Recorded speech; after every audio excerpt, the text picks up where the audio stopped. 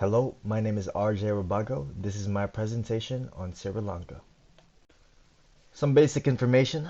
Sri Lanka is an island country in South Asia. It's right under India. Almost 22 million people live there as of 2019. The country is predominantly Buddhist. The dominant ethnic group is the Sinhalese, and there are two official languages, Sinhala and Tamil. Major industries include travel and tourism at 19.91% of GDP, followed by transport at 12.09 and tea at 7.36. The GDP PPP based on purchasing power parity stands at 321.856 billion as opposed to the GDP nominal value at 92.111 billion. The government of Sri Lanka is somewhat similar to the government of the United States, as both countries have three branches of government and an elected president. The main difference, however, is that the United States is a federation, a constitutional republic, whereas Sri Lanka is a semi-presidential unitary system. Sri Lanka has both a president, Gotabaya Rajapaksa, and a prime minister, Percy Mahinda Rajapaksa. These two are actually siblings, which emphasizes populism and social democracy. But at the same time, I would say that the president himself favors marketization and a strong national military, given the fact that he came from a military background. Here in the United States, we have Congress. In Sri Lanka, they have a hybrid type system, so that means they have a president, but they also have parliament. Whereas other countries with parliamentary style systems might have two chambers, Sri Lanka only has one.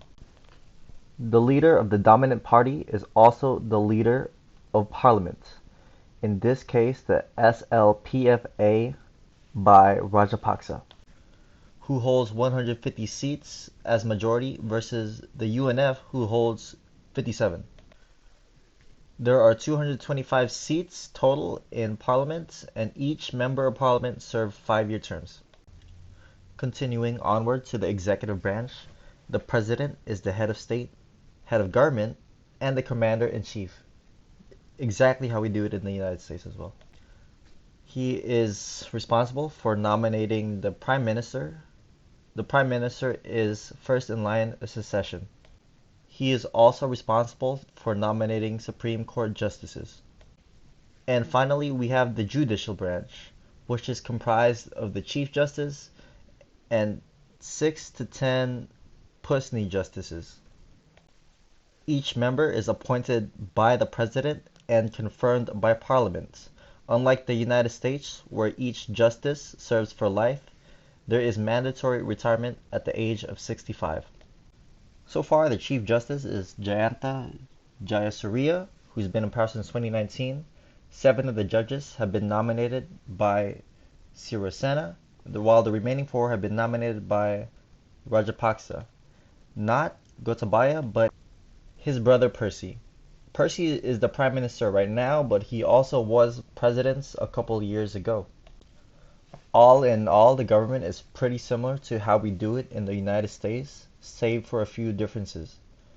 We have the legislative branch, which creates laws, the executive, which enforces them, and the judicial, which reviews them. Now, the indigenous population, as in the people group believed to be the first settlers in the country, is the Veda. They're not really that well documented, and their population is quite sparse. The estimate is around 2,500 to 6,000. Now, the original Veda language is pretty much an ancient practice, given how most Vedas speak the dominant language of the country, Sinhala. The preservation of language is much more prevalent between Alaska Native groups in Alaska than it is in Sri Lanka between the Veda. In Alaska, you have, for example, the Inuits and the Athabascan languages. The Veda believe in multiple gods, and they also believe in animism, which is the belief that all beings hold some type of spirit, which is also a recurring theme in Alaska Native groups. The Veda are a monogamous people. I think their marriage ceremony is pretty interesting. So what happens is the bride ties a bark rope. She twists it and she puts it around the waist of the groom, and that's sort of a way to symbolize a lifelong relationship, marriage. Now, Kataragama is an important site for the Veda people. It's almost like their Mecca, if you will. The story goes, Vali, she was a tribal girl, and she was believed to be a Veda. Anyway, she married a god at this site, apparently. Now, with that said, the culture is a little bit on a decline because, like I said, the culture is not well preserved in general. And with younger generations, they're sort of moving to more urban areas, and we're really seeing an extinction of like a people group play out. It's kind of sad. Because of things such as assimilation, modernization, deforestation, it's a bit difficult for the Veda to continue their old traditions. Really, they are somewhat confined, as in Maduro Oya National Park is one of the few places in the country where they can live according to their ancestral customs. And to add insult to injury, the Veda are just people that are not widely recognized anymore. The term itself, Veda, has sort of transformed into a blanket statement to refer to indigenous people groups or people that live a rural lifestyle in general. So it sort of means a generic term for any indigenous people. And with that, you sort of see like a loss of identity. Now let's talk about climate change because that is a very serious issue. Sri Lanka especially is very much at risk because Sri Lanka has experienced severe weather patterns in the past, which of course in the future might be exaggerated through climate change. So I pulled up a bunch of quotes from the World Bank that address the severity of climate change. For example, 19 million people in Sri Lanka today live in locations that could become moderate or severe hotspots by 2050 under the carbon intensive scenario. This is equivalent to more than 90% of the country's population. So far, there's not really a major response on a national level to address the issue of climate change. Now, it's very easy to say that we need to transition into renewable energy and move away from fossil fuels, move away from oil. But the reality of the situation is that millions of people still rely on that as their primary source of energy and livelihood. And this is going to disproportionately affect poor countries when we try to force that transition because poor countries generally do not have the capital to make that leap. And while we could address the issue of climate change, it's imperative that we do. We also have to acknowledge the reality that we are going to potentially displace millions of people to make that transition. With that said, we still have to acknowledge climate change as an issue on its own. Sri Lanka is a biodiverse country, so we have the ecosystem and the environment to consider when talking about the topic of climate change, as well as the issue of intense and severe weather patterns. Now, climate change is also an issue here in Alaska, especially for Alaska Native tribes that rely on subsistence, fish, whales, animals of that sort, seal. A dramatic change in climate could very well affect the ecosystem and the type of animals that are able to be farmed. I'd like to finish off the section with a statement on the future. Sustainable development is the best adaptation strategy since it is associated with improved infrastructure, market-oriented reforms, enhanced human capabilities, and stronger institutional capacity to respond to the increasing threats of climate change and natural disaster. So yes, I do welcome sustainable energy. I am just a bit concerned of the disruption it will cause for millions of people that rely on traditional forms of energy. For human and civil rights, I decided to look at a bunch of different metrics and indexes that relate to issues of human and civil rights. For example, freedom of the world relates to political freedom. How easy it is for the average person to participate in the democratic process. Sri Lanka is ranked partly free as opposed to the United States free. Economic freedom, which ranks economic mobility, how well someone can transition from a poor background into that upper middle class. Sri Lanka is mostly unfree as opposed to the United States mostly free, meaning in Sri Lanka it is difficult to accumulate wealth. Freedom of the press, a concept we're all familiar with, how free the press is to do their job without restrictions or censorship. Sri Lanka is ranked at a difficult situation as opposed to the United States, satisfactory. Democracy Index, which is similar to our first bracket, Freedom of the World, ranks how well and adapted that democracy is. Sri Lanka is a flawed democracy, and the United States is one as well, which many might argue is heading towards oligarchic form of society. Now, if we talk about some hot button issues that relate to gender, LGBT rights, for example, same sex is technically illegal, but it's unenforced. Same sex marriage is illegal, as well as same sex adoption. Abortion is restricted only to save a life, and prostitution, sex work is illegal. In the United States, for comparison, LGBT rights are for the most part respected, as same sex is allowed, as well as same sex marriage. However, there is no federal law that protects LGBT people from discrimination.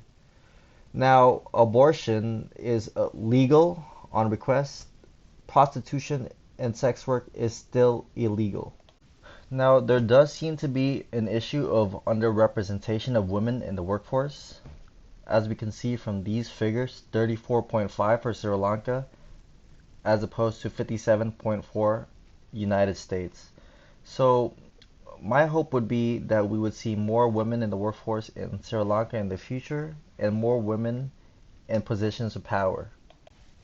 So if we're talking about the relationship between the police and citizenry, back in 2015, the Human Rights Watch published an article that was a bit critical of the Sri Lankan police and the measures that they used when dealing with suspects.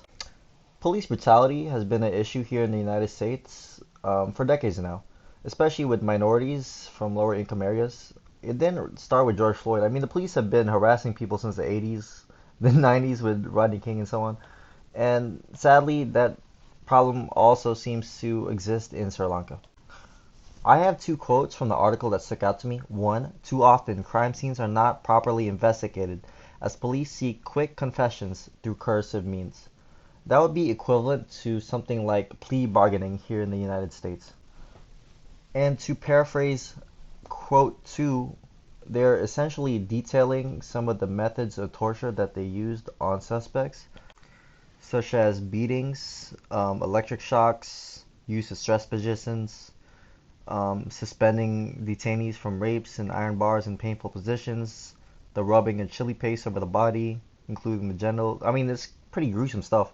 I wouldn't say that police here in the United States torture people, but they will beat you. Like, I mean, it's not funny, but it's like, damn, like it's an issue everywhere.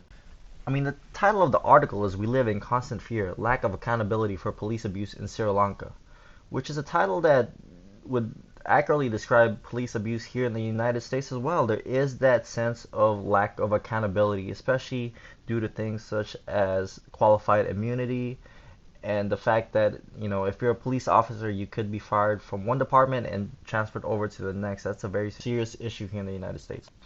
I mean, the article sort of focuses on an 18-year-old that was killed by police custody, and there was no accountability, no officer was charged. And that's not too far off what might happen here in the United States. So a lot of the sentiments on police brutality are in the same way mirrored from one country to the other. So the coughing elephant in the room, COVID-19. Uh, I did want to compare Sri Lanka to the United States, but I also included Florida because Florida is a state with a similar population to Sri Lanka, 21 million. And looking at these numbers here, especially Sri Lanka to Florida, it's really easy to see how far we dropped the ball in terms of COVID response. I mean, we really dropped it all the way to the bottom of the well over here. It's crazy. Sri Lanka and Florida have roughly the same population, but Florida has almost 50 times the amount of cases and more than 200 times the deaths of Sri Lanka. I will say this though, we're not sure exactly what the test per million number is for Sri Lanka, so it's very possible that these numbers are inaccurate. With that said, Sri Lanka has had one of the best responses to COVID in the world. The government did impose a travel ban on March 22nd, so all passenger ships and planes are not permitted to enter the country, and that ban is yet to be lifted. The government also spent a generous sum of its GDP to the emergency fund and has offered cash relief to vulnerable people groups. In terms of international aid, the country accepted a $500 million loan from China and about 10 tons of medicine from India. Now, the implications of receiving these loans are a bit concerning, given the fact that these lenders are very large, powerful countries. That $500 million loan from China might have an implication that we're just not aware of. China is investing heavily in infrastructure all across Africa in poorer countries, and that could potentially mean that China has leverage in international dealings with Sri Lanka in the future. For what purposes, we don't know yet. Domestically, Sri Lanka has imposed lockdown measures. For example, the schools have been cancelled all of last month, and they were scheduled to return recently, but that has since been extended to late November. And we've seen similar measures put in place here in the United States. For example, I'm in school right now, but I'm not. We've seen shortages of PPE equipment and overworked healthcare professionals here in the United States. And it's even more complicated due to the fact that the United States is the only developed country without a universal healthcare system, meaning that millions of Americans that are losing their jobs due to COVID may potentially be losing their health insurance. In Sri Lanka, by comparison, the infrastructure has held itself well. Sri Lankans do have a universal healthcare type system, and they are not seeing massive shortages that we've seen here in the United States, which is crazy to think about considering the fact that Sri Lanka is technically a developing country. And here's a bunch of fun facts. Anyways, that concludes my project. Thank you.